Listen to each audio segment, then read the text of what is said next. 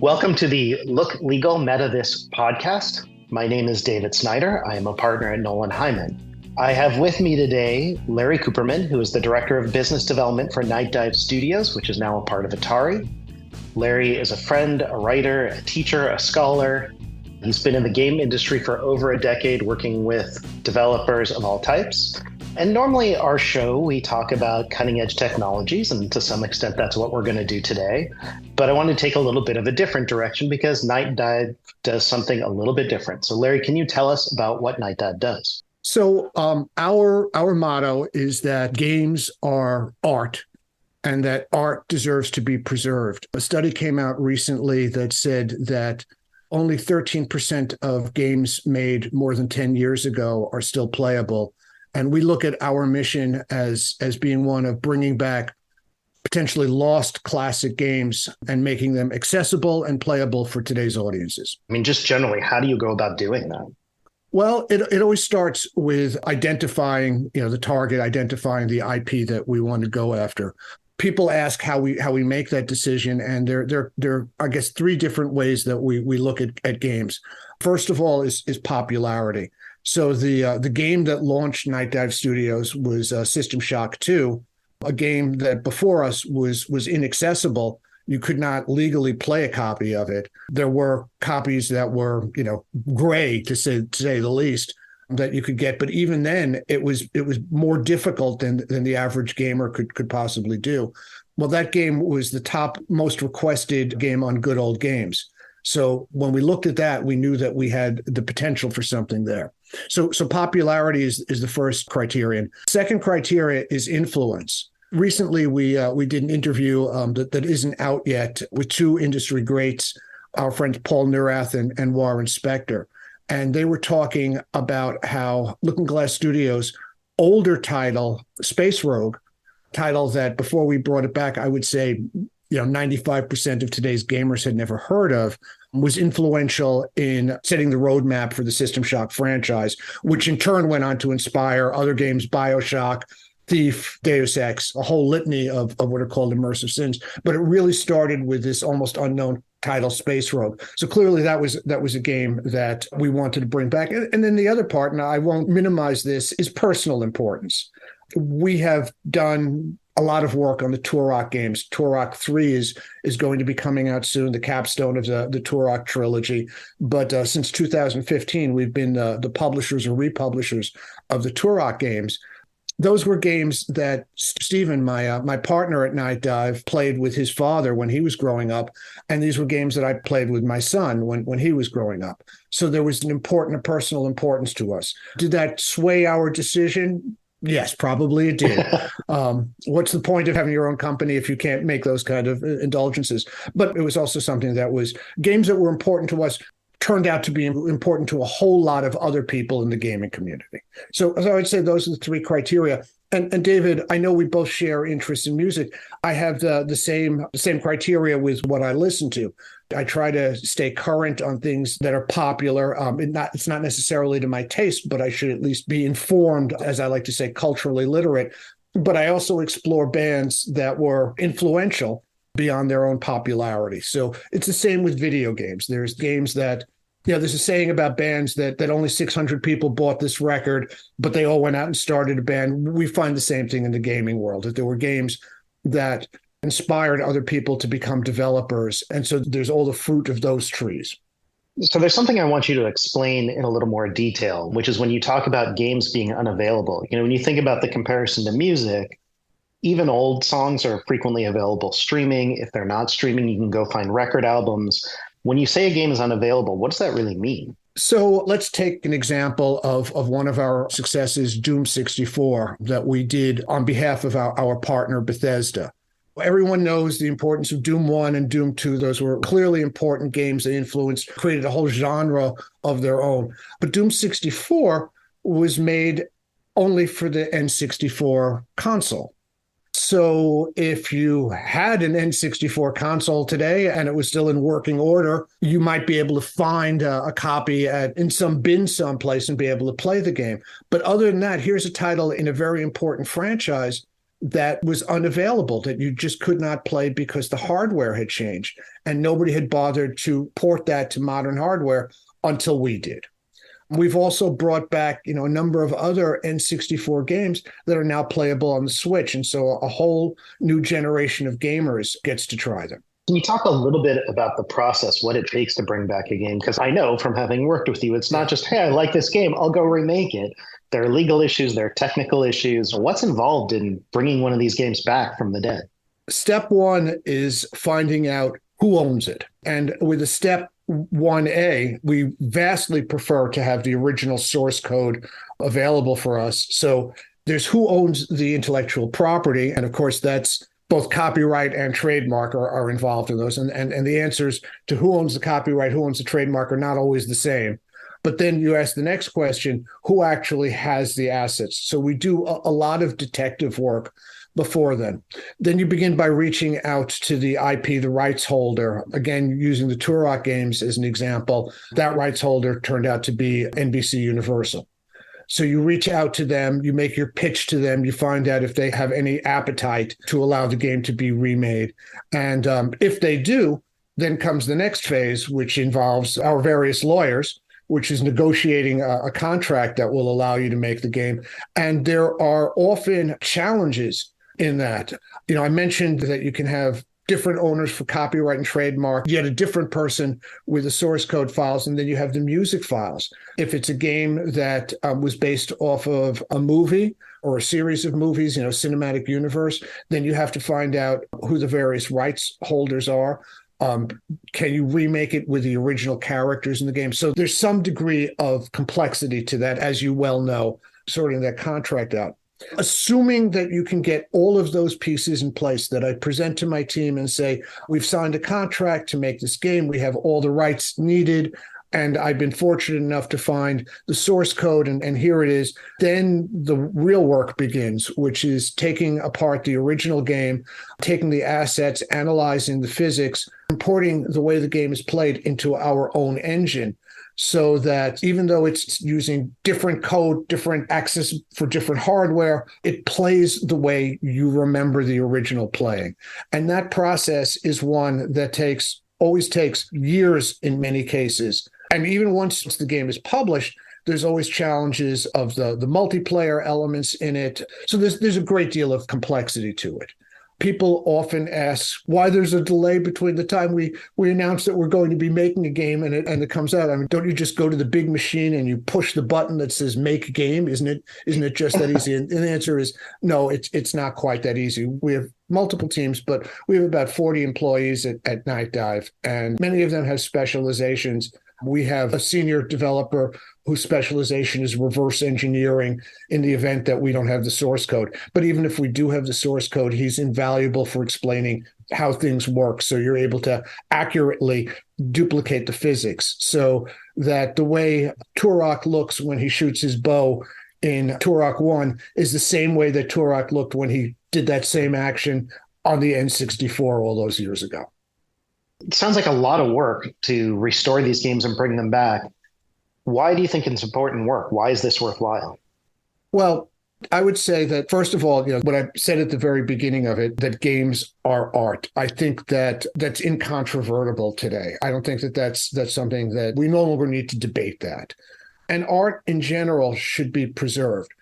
But there's also the influence that games have, cultural influence beyond just the gameplay itself. I think that those are important factors. I think that games which outsell movies and music these days are important to an audience for whom music might not quite resonate, no pun intended, resonate the same way. But games are immersive, that draw you in. You're not passive. You have to be actively involved in the gameplay. Even what are called, idle games, you have more involvement in it than you do in watching a movie or listening to an album. There's no time. Well, there have been some attempts to gamify movies, but most of the time when you're watching your character, you can't tell him that no, it's the door to your right, not the one to your left that Right. you really want to open. So, gaming has a level of immersion because you are actively involved in creating the story. It has a level of immersion that I don't believe any other art form can quite match. So I'd long presumed that the audience for these kinds of games was old guys like me who wanted to play things we had in our youth. That's not the case, is it? No, it's grown far beyond that. Again, the influence of games, it's understood that gaming didn't start yesterday, that when you look at a magnificent series of games like Ken Levine's BioShock series, that there were precursors to that. And so there's an audience, intelligent audience, appreciative audience that wants to understand, wants to experience how this came about. When Warren Spector created the original System Shock game, he created a whole genre, the immersive sim. It's one in which you truly are the character in a game, and you have to have growth. Your understanding changes. It's not just, if it moves, shoot it. So you have a game of that level. Well, people understand that there are dozens of titles that were inspired by that, and they want to go back to the original and understand how that came about.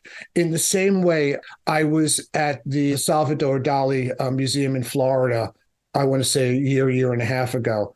And one of the things that was interesting was at the same time in that museum, they had an exhibition of Picasso's work.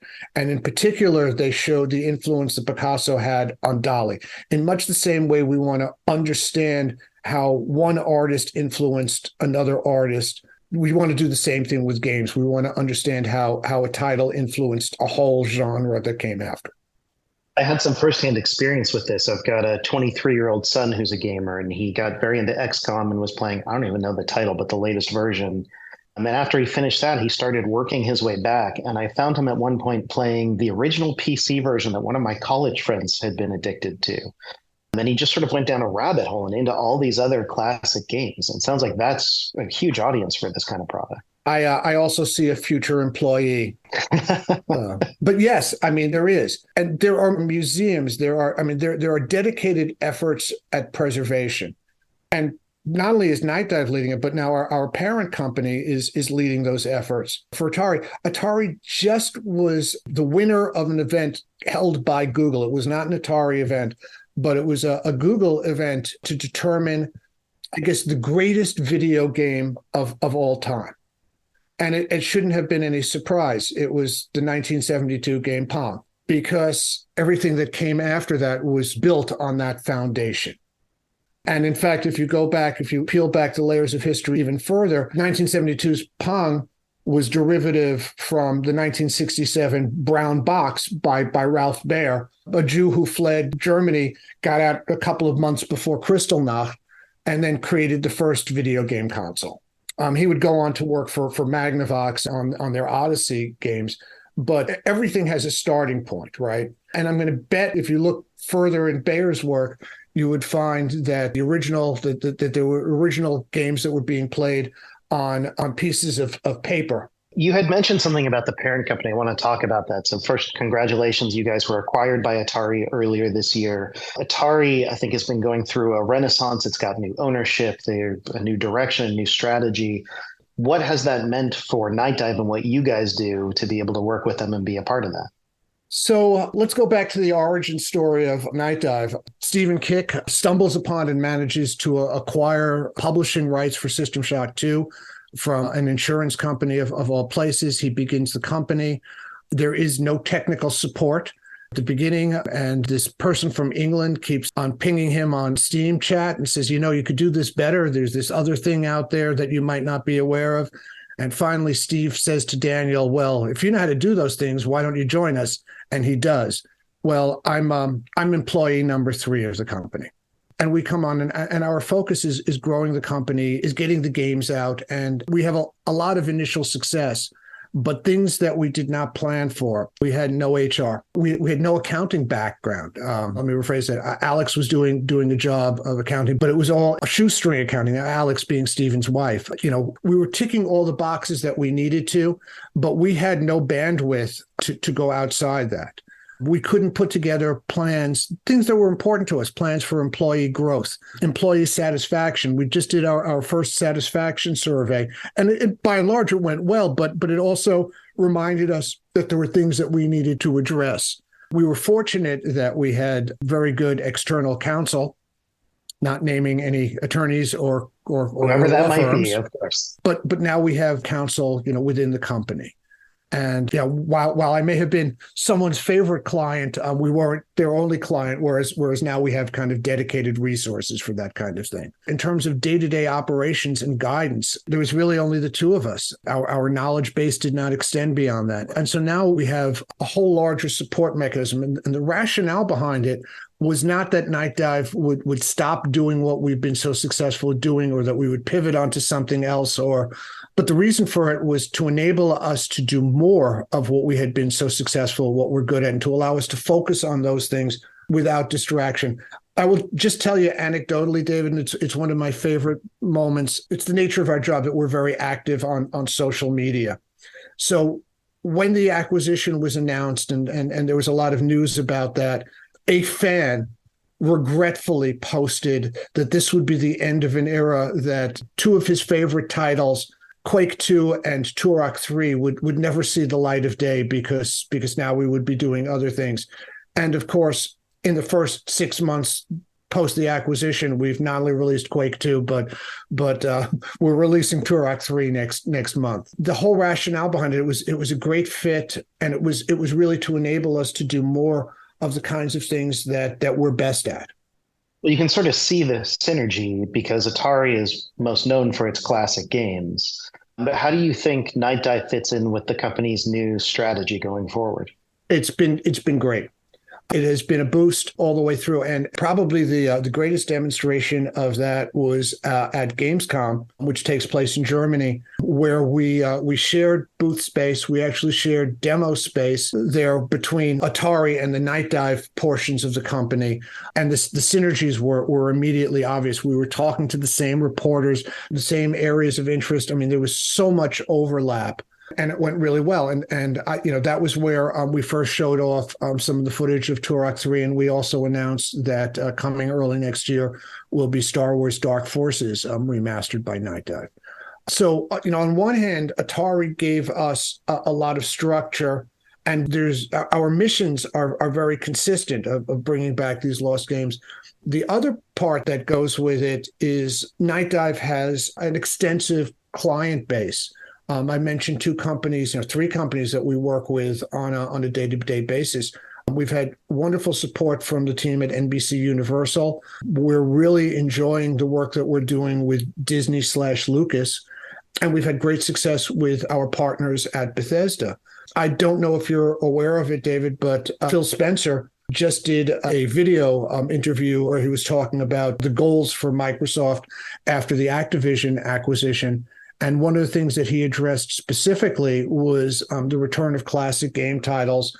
He mentioned Heretic and Hexen, which are both near and dear to my heart. And he also, they actually showed video footage of the work that we did for Bethesda in bringing back Quake 2. So there's a synergy there. We have connections that we can share with our parent company, and they have a structure and funding that they shared with Nightdive.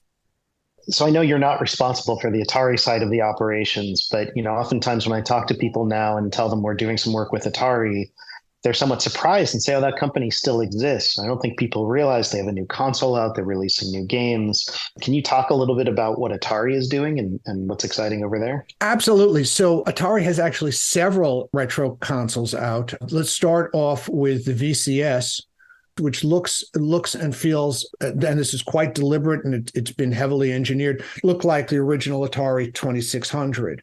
That allows you to purchase and to stream games directly, classic style games directly to your console. They also have the 2600 Plus, which plays classic 2600 and 7800 cartridges. So for those of us that remember the good old days of tapping the cartridge 3 times and then blowing in it to get it to work, hey, you may call it sympathetic magic, but it worked. So that's back. Atari has recently acquired or brought into the fold Atari Age, and we're supporting homebrew developers that are making new classic games, if there is such a thing, new games for the 2600.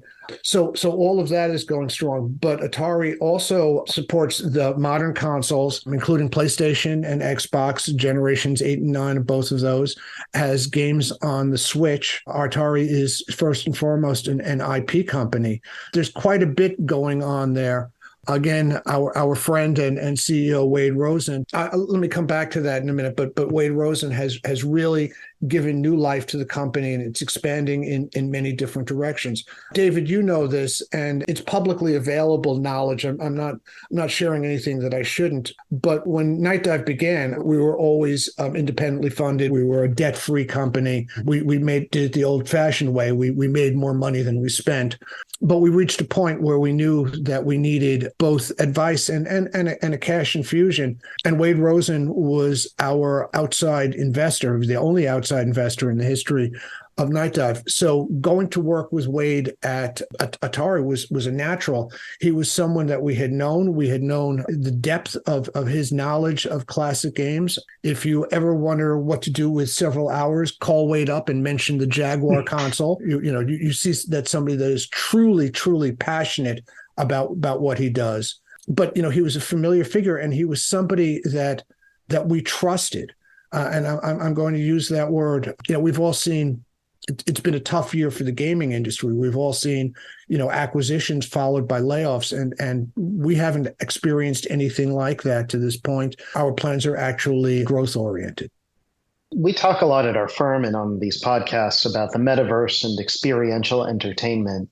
And I'm curious, in a world that is shifting more and more towards that type of interaction and that type of entertainment, do you think the classic games remain relevant, that they fit in?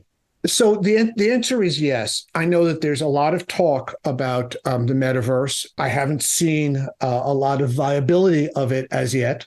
But that said, when that vision does crystallize, and I do believe it will, I'm not sure exactly in what form, but when that vision does crystallize, I see a lot of opportunities for classic games. I've used the word immersion a number of times.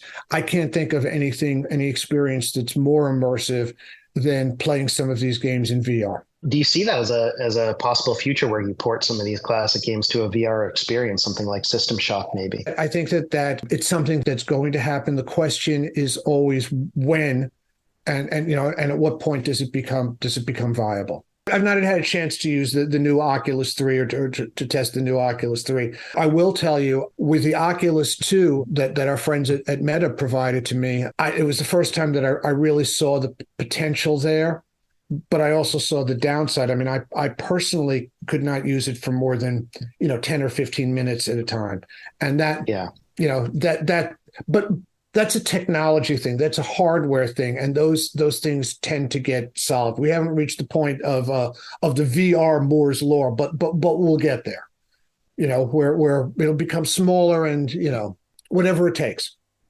Yeah, it's interesting. Once you get past the hardware problems, I wonder if being immersed in classic games like that, where you're actually in the world, not just looking at it, really resonates with people or turns them off because it's not the classic experience they had. The most controversial part of our System Shock remake, which again, it scored very, very well. It was very, very well received. But the most controversial part of it was our art style. Because as you played the game under ordinary playing experiences, the art style looked absolutely modern, consistent with what players would expect in a 2023 title. When you got close to it, if you walked over and stood directly in front of a wall, you could see the pixelated quality behind that this was an homage. This was a reminder to people that what they were playing was the modern version of a 1994 title. So I think in answer to your question that there's going to have to be some adaptation for it. That's fine. That creates the opportunities for a company like Nightdive to come along. If it was easy, everybody would do it. Right. But it also creates the opportunity for new styles to emerge. So last question for you. I just want to know what titles you guys may have in the works, announced or unannounced. You're welcome to announce them here if you want, that you guys or that you personally are excited about. I'm probably most excited by Star Wars Dark Forces. And again, that will be coming out in Q1 of next year. And as I started, I'm kind of coming back to where I started. That game is significant. It ticks the boxes both in the popularity of the original and in the influence that it had afterwards. That was a game that I played with my son. I can't, for people who are just casually listening to us, I can't begin to describe what the experience was like for a kid to find themselves in the Star Wars universe, not passively watching it on TV, but being part of it and extending the canon of the story, how important that game was. So that's the one that I really want to call out to the audience. I think that people who are going to play Turok 3, and I think many of them will have been fans of the older games in the series, those games in the series that we had done previously, are going to be absolutely delighted to see what we've been able to do as we've iterated on our proprietary engine on the KEX engine. So if people are interested in finding out more about Nightdive and your games, where can they find information about the company? Nightdivestudios.com is a great place, but we also have a social media presence on Facebook, Twitter.